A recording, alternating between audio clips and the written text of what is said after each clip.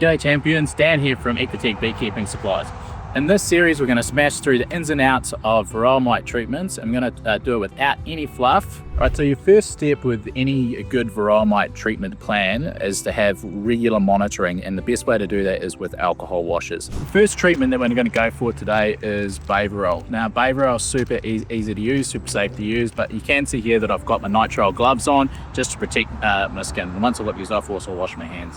Now what's really key with this is that we get our placement correct. Now because mites prefer drones, they tend to come in and they'll move outwards, alright? Now because this hive is nice and clean, I don't even need to separate out the hives, so it saves me a lot of time. Nice and easy to insert. Now Apitraz has some other points that you need to be aware of compared to Bayvarol.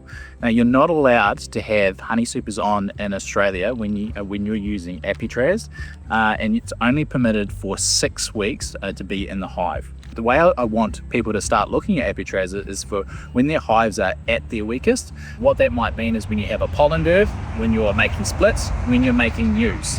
So it's a really good way to have an option like this so you can keep Bayvarol up your sleeve. So I've already inserted my strips, and I know that I'm going to have them in here for 6 weeks, and in 6 weeks time I'm going to come and pull them out. Alright, so next up we have our organic option for our Varroa treatment.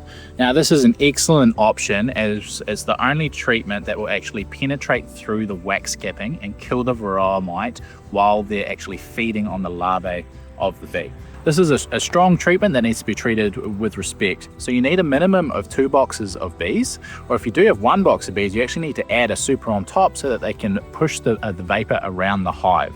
Okay, so these strips here, there's 2 pads that go one like this, and you actually want to open it away from your face. Typically you'd be using it ideally with 2 boxes of these, otherwise these will actually negatively affect the hive or even possibly kill it. It does have a very specific temperature range, so you want to use this between 15 and 29.5 degrees. And it needs to be in that temperature range for at least 3 days. It's a 7-day treatment. You can leave them in here, and one of the advantages is you don't have to come back. You can just leave the pads in the hive for when you're convenient. So stick to your synthetics for your weaker hives, and you'll have really good success with this treatment.